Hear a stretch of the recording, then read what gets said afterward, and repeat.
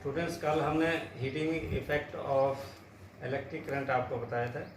तो heating effect of electric current में heat produced in a conductor H is equal to I square RT जो है वो हमने लास्ट में आपको बताया था। तो उसको हम जूल्स लॉ ऑफ हीटिंग भी कहते हैं।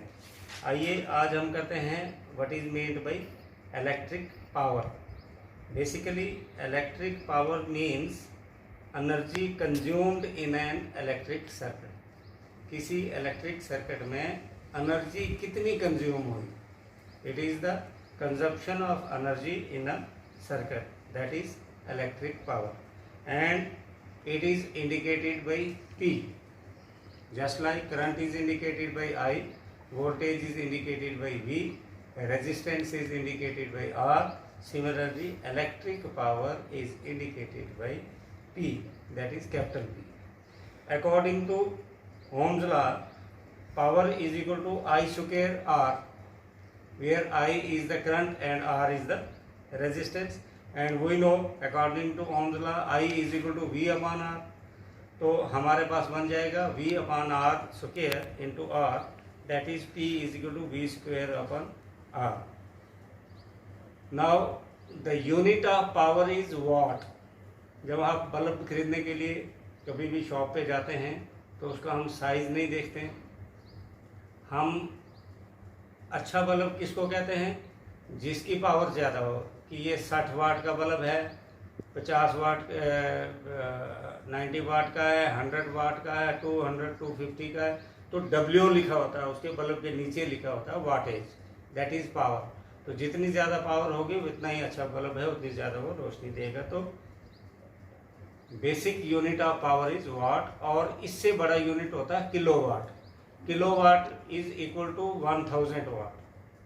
1000 वाट मिलेंगे, जैसे 1000 ग्राम मिलते हैं तो 1 किलोग्राम बनता है। सिमिलरली 1000 वाट मिलते हैं तो 1 किलोवाट बनता है, जिसको शॉर्ट करके KW भी कहते हैं।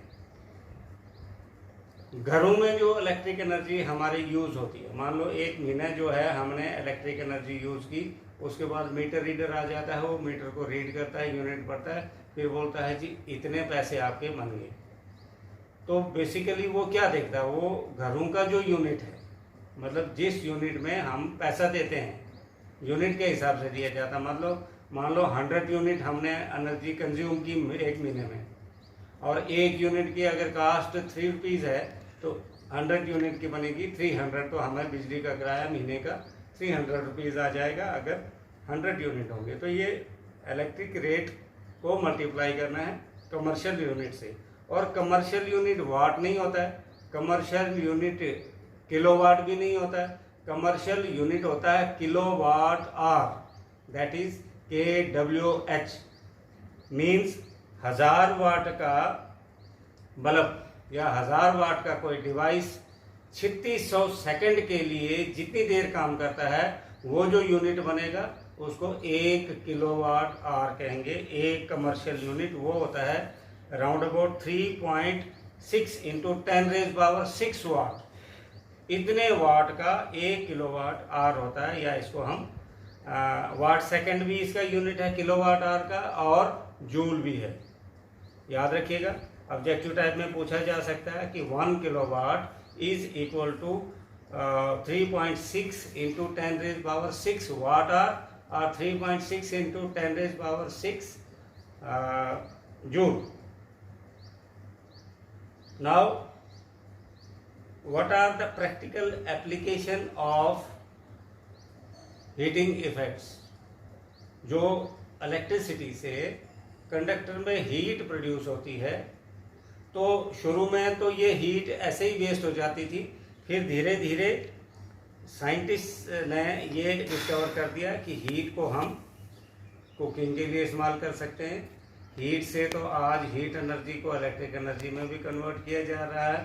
जहाँ पर थर्मल पावर प्लांट्स हैं तो वहाँ हीट एनर्जी को इलेक्ट्रिक एनर्जी में ही कन्वर्ट किया जाता है। सिमिलरली जो हमारे पास प्रेस है, हम कपड़ों को प्रेस करते हैं, वो भी हीट इफेक्ट पर, हीटिंग इफेक्ट पर ही काम करता है। हीटर हैं, टोस्टर है, ओवन है, ये सब के सब जो है हीटिंग इफेक्ट पर ही काम करते हैं। और आज हम अपने डॉक्यूमेंट्स की लेमिनेशन करवाते हैं, उसकी प्रोटेक्शन के लिए उसके ऊपर से कवर चढ़ाते हैं, तो वो सारा हीटिंग इफेक्ट पर ही काम करता है। The unavoidable heating can increase the temperature of equipment component and alter their properties. Heating effects of electric current has many effects, positive as well as negative. अगर घरों में करंट बढ़ जाए, हीट ज़्यादा हो गई, तो हमारे जो तारों के ऊपर से रबर होता है वो मेल्ट हो जाता है। मेल्ट होने के बाद नेगेटिव और पॉजिटिव आपस में टच करती हैं, वहाँ पे आग लग जाती है, हम कहते हैं शॉर्ट सर्किट हो गया और घर में आग लग जाती है, वो नेगेटिव इसका जो है प्रभाव हो गया।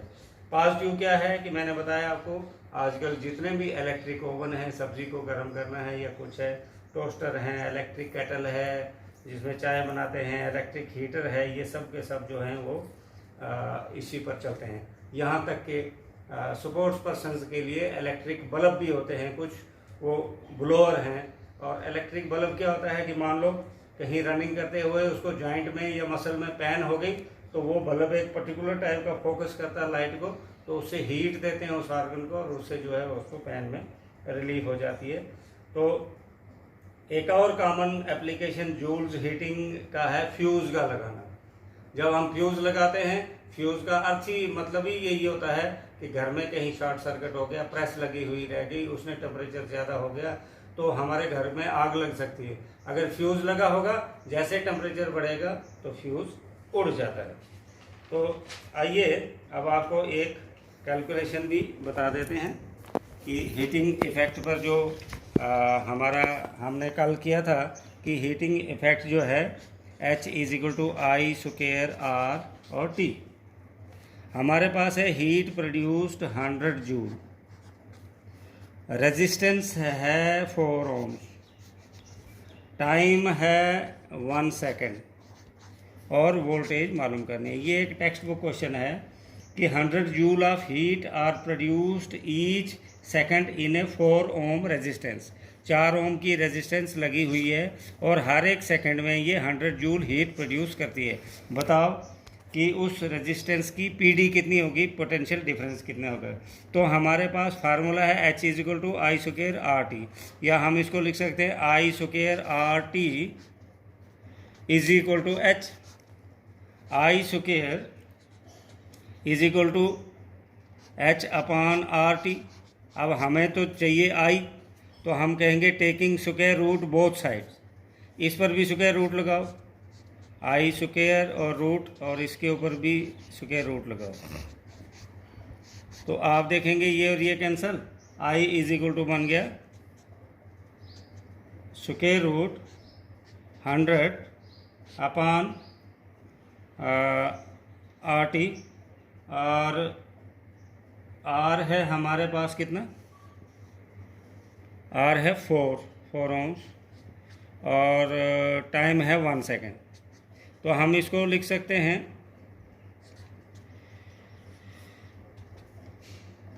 10 का स्क्वायर, 2 का स्क्वायर और ऊपर रूट है, कैंसल, तो आ गया I = 10/2 दैट इज़ 5 एम्पेयर। ये निकला हमें करंट। जब तक करंट रेजिस्टेंस तो हमारे पास मालूम थी, तो आपको पता है ओम्स लॉ